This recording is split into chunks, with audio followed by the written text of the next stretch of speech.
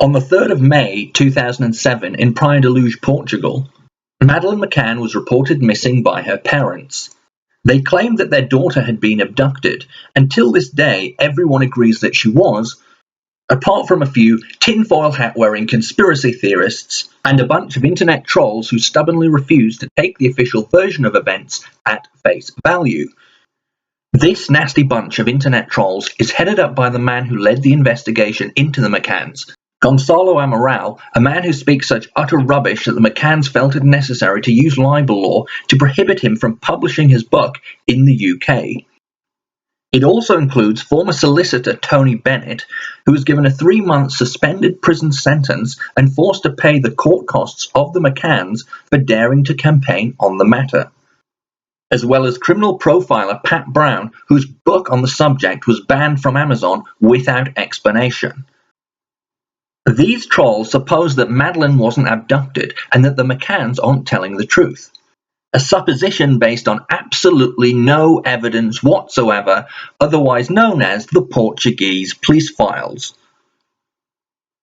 They allege that highly trained British sniffer dogs used by the FBI, alerted to the smell of a dead body in the McCann apartment, on Kate McCann's clothing, and on Madeleine McCann's cuddle cat toy. Something which Kate McCann had taken the time to wash since Madeleine's disappearance, something which all grieving mothers are liable to do. They also allege that sniffer dogs detected blood in the McCann apartment and in the car they hired 25 days after Madeleine McCann went missing, and that tests carried out by the British Forensic Science Services indicated with high probability that the blood belonged to Madeleine McCann. This was reported on by Sky News, while South Yorkshire Police had at one time sang the praises of the sniffer dogs. However, in reality, the dogs were simply highly trained McCann-hating trolls who were incredibly unreliable, as were the technicians at the Forensic Science Services. The trolls also point toward Kate McCann's refusal to answer 48 questions put to her by Portuguese police, failing to realize that such behavior is typical of any loving mother doing everything to get her daughter back. They also claim that the testimonies of the Tapper 7 are contradictory, and that Jane Tanner's sighting of an abductor, whose direction of travel, hair length, skin color, build, and appearance changed dramatically in the varying accounts she gave, is for some bizarre reason not in any way reliable.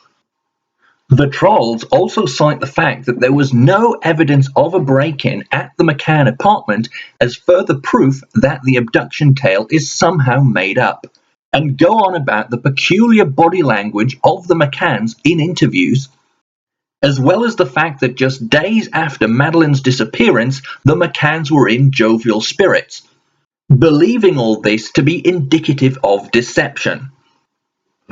The conspiracy theorists also fail to realize that the testimony of a British social worker, Yvonne Martin, who spoke with the McCanns in Portugal shortly after Madeleine went missing, and who said that she felt the McCanns and their friend David Payne were very suspicious, is also irrelevant because she too is a McCann-hating troll. Furthermore, the fact that several of the people hired by the McCanns to find Madeleine ended up in prison is of no real interest, especially when you consider that they were being paid with funds donated to the McCanns by the public. Although actually, on second thoughts, I suppose that might be relevant, given that the fund money was meant to be used to pay the McCanns' mortgage. Given that the fund money was meant to be used to sue people. Given that the fund money was meant to be used to help find Madeleine. Two doctor friends of the McCanns went to Leicestershire Police shortly after Madeleine's disappearance and claimed that they suspected that Jerry McCann and his friend David Payne may have said inappropriate things about Madeleine. Leicestershire Police then acted really swiftly, sending the Gasper statement over to Portugal immediately. I'm joking. They sent it over 5 months later, by which time the investigation had been sidelined. The trolls also get worked up because the McCanns cried abduction from the off and were given a ringing endorsement by Ray Wire, an expert in paedophilia, who, despite not being in the Algarve at the time, and who, despite the fact that abductions by strangers are very rare, immediately seemed to know that Madeleine had been taken by a paedophile. They also point to the fact that this Ray Wire was later found to be on the guest list at Elm Guest House, an alleged child brothel where minors were routinely abused. Again, something which can't possibly be true because, all of these trolls are just mechanophobic. The nitpicking trolls also seem to have a problem with Cub Scout, do-gooder, and didn't-do-nothing Clarence Mitchell, a man who never told a lie in his life and who hasn't been connected with any other dodgy deaths, who came in to defend the McCanns, quitting his government job in the cabinet office to do so, even though it's standard practice for the parents of any missing children to hire PR advisors and spokesmen and to pay them money from funds given to them by wealthy financial backers who want to find Madeleine. Incidentally, the fact that Mitchell later worked for Matthew Freud, the son of Clement Freud, who had a home in Praia de Luz near to where Madeleine went missing and who was recently exposed as a paedophile, is of no relevance whatsoever. The trolls seem angered that Operation Grange, set up exclusively by the Metropolitan Police to find Madeleine McCann, have spent over £11 million of taxpayers' money to do absolutely nothing except perpetuate what they consider to be the abduction myth.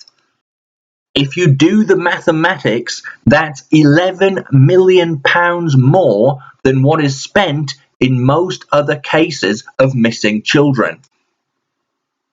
The trolls also believe that the fact that successive British governments have backed the search is scandalous.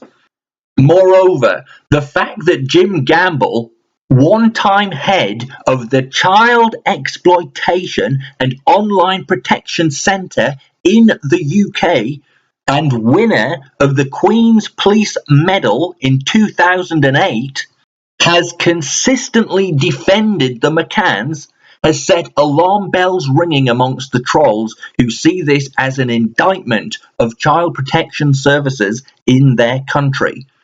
The conspiracy theorists also claim that the entire British media is lying to them, and for some bizarre reason get angry when they try to pin the blame on a dead black man. They also think that the BBC Crime Watch reconstruction of 2013 was a deliberate piece of propaganda designed to promote the abduction theory. However, this is pure nonsense, since the idea that the BBC would deliberately lie or protect paedophiles simply stretches all credibility. The trolls were also outraged when Brenda Leyland, a woman who was active online in discussing the case, was hounded by Sky News and subsequently committed suicide.